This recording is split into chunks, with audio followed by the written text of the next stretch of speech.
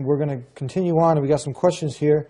One of them, which is, I have a hard time grasping the concept of final decree, qadr in Islam. How would you answer this? Several ways. I mean, this can never be a short conversation, as you know, predestination. If God already knows what I'm going to do, how is it my fault? If God is all-powerful, then I'm not really doing anything.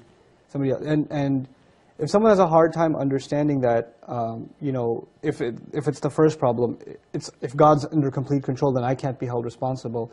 If somebody was having a conversation like that with me, the first thing I'd do is slap them. Why'd you slap me? It's like, it wasn't me, it was God's decree. You can't blame me for that because it was predestined. That wouldn't work. Would they buy that? Would they be happy with that? No, not at all. Because now I'm saying it's not my fault, bro. It's God's decree. They even know that at a practical level, this makes no sense. They know that. But you know why they believe it? Or they want to believe that? Or they want to argue that? Because they want to do some bad things and they don't want to be held responsible. Just like I just did something bad, and I wouldn't really do that, but I'm demonstrating that they don't want to be held responsible. That's the psychological root of this problem. The second thing I'd share is I have a lecture online somewhere. I don't know how everything I say ends up on YouTube, but I have a lecture there somewhere on the story of Adam alayhi salam. Because the Quran does not make a chapter out of decree. Rather, the Quran teaches the lessons of decree from the story of the first human being, teaching us that if there was any human being that had the right to ask, hey, you already knew I was going to end up on earth. What do you mean I ate from the tree as punishment, I got to go on the earth? You already knew all of that. If there was any human being who could have argued God's decree is entrapment, who could it have been? Adam alayhi salam. We learned the solution to this problem in the Quran from Adam alayhi salam, and his story says that a careful study of his story, little by little, is very important. And at the same time, you know what Shaitan said? Oh, you planned this whole thing against me. You made me slip. So the one who says God decreed me to slip is who? The devil. The devil. The one who says, I was the one who was wrong. رَبَّنَا ظَلَمْنَا أَنفُسَنَا. We wronged ourselves. Not God wronged us, we wronged ourselves. If He doesn't forgive us and show us mercy, we'll be from the losers. The one who admits his own fault is Adam. The one who refuses to admit his fault and says it's God's fault is? The devil. The devil. That's what we're learning in the first human being story. No surprise, they call this the oldest problem in philosophy. The devil wants to continue his failure. He wants to inject that virus into us. It's the oldest problem in philosophy because that's Shaitan's problem. Predestination was Shaitan's problem, you know. The third thing, if somebody is really philosophically inclined, you know, some of our listeners, our viewers, they can understand simple arguments and that's enough for them. And some are very, very deeply philosophically inclined and they like to read, you know, deeper literature on these kinds of things. For them, there's a book I recommend. A friend of mine, actually, a senior in our community in Dallas, wrote the book. He's a sociologist, an anthropologist, a Muslim scholar by the name of Salahuddin. He wrote a book called God, Islam, and the Skeptic Mind. I think it's a fantastic book. I read it on my trip to London. I had 9 hours to kill. And it's a collection of discussions that college students had with him about their, you know, skepticism of belief in God, predestination, Sharia, etc., etc. And he collected all of them in one book. Just a transcript of those conversations. It's very, very well done. I really appreciate it, and I think for like, especially college students and you know, students that start having problems with Islam philosophically once they take a couple of philosophy courses in college, that book is a great, great resource. What's it called again? God, Islam, and the Skeptic Mind by Salahuddin. We were with our brother Chris, and I don't know if you remember, and he asked the same question to you. We were having lunch, and you gave an analogy, a story. Can you share that with us? Do you remember that? Sure, I remember the A and the B. Yes, the two lists in the party. Yes, I can share that analogy with you. That's actually the way my teacher explained it to me, because I used to have the same question, and you know, different people are satisfied different ways. I was satisfied with that explanation. He was satisfied with that also, yeah. Okay, so I'll share it with you. Now imagine that I'm throwing a party. Yeah. And I make two guest lists, people I'm going to invite. Guest list A and guest list B.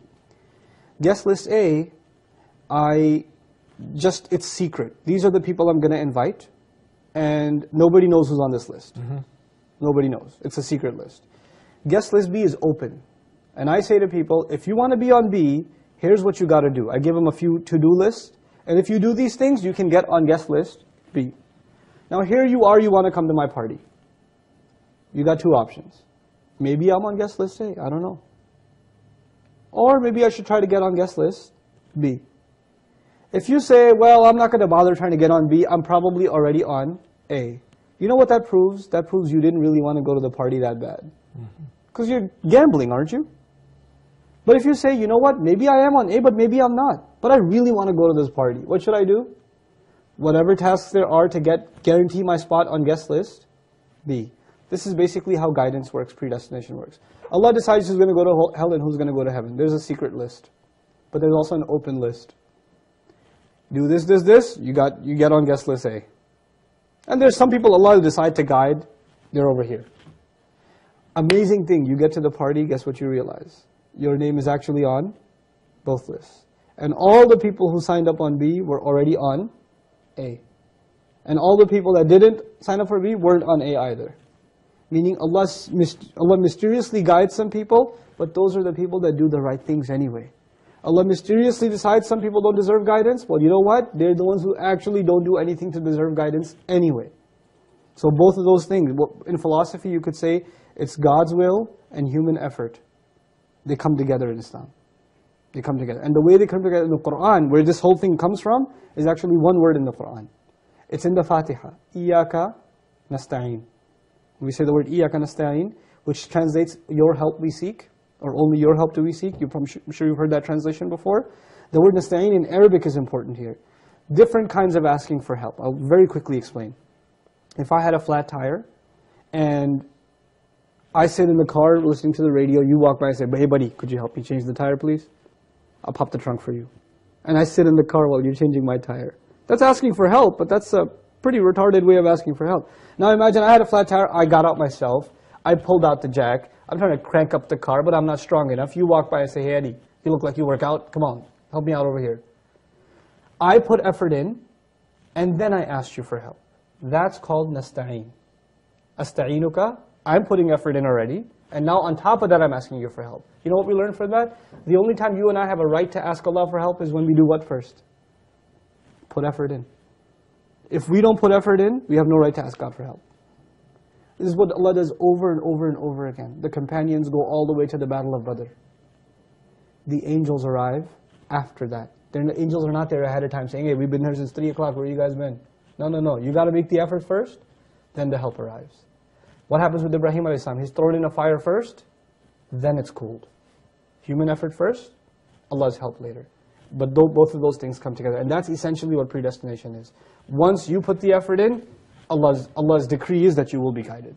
Last minute that we have for our brothers in humanity, the not yet Muslims, and even the Muslims who now they've been away from Islam, and they are coming back. They watch some of our shows, they like what we have to say. What advice do you give to them, to the not yet Muslim and the Muslim, some of the basic things they can do right now to get back on track, or to get on track? Number one, you are in the opportunity of a lifetime. I mean, gosh, if you make tawbah now, if you repent to God now, and you change, you don't even do anything yet. You just sincerely turn to God and say, I'm turning back to you. I'm going to change my ways for you. Then you are in a better position than any scholar, any worshipper, any Muslim on the planet. Why? Because your slate is entirely clean. That's what tawbah is. And not only that, Allah adds another incentive. Maybe you have this endless mountain of sin behind you, and you're wondering, how could I just get rid of all of that? God's promise, He takes those mountains of sins, فَأُولَٰئِكَ يُبَدِّلُ اللَّهُ سَيِّئَاتِهِمْ حَسَنَاتٍ Surah Al-Furqan, 25th surah. Those are the people, the ones who sincerely repent to God, or turn back to God. He will take all of their endless mountains of evil deeds and convert them to good deeds, just because they repented. So not only are you starting at 0 sin, you're starting at billions of good deeds, because all of your billions of bad deeds have actually been converted, just from that one act. This is the opportunity you're sitting on. And Allah knows the one who procrastinates, the one who holds back. And Allah describes that person on Judgment Day, and that person says, they're about to go into paradise, and a wall is dropped. And they're like, what happened? We were going to come. And one of the first responses is, وَلَكِنَّكُمْ فَتَنْتُمْ أَنفُسَكُمْ وَتَرَبَّصْتُمْ. You put yourselves on trial, you kept yourselves from coming forward, and you procrastinated. You said, I got some time. After this weekend, one last party, then I'll change. One more Ramadan, then I'm good. One more, well, just a little bit more. Just a couple more semesters, and then I'll stop. You were the people that procrastinated. So, well, it's dropped. you can't be from us anymore.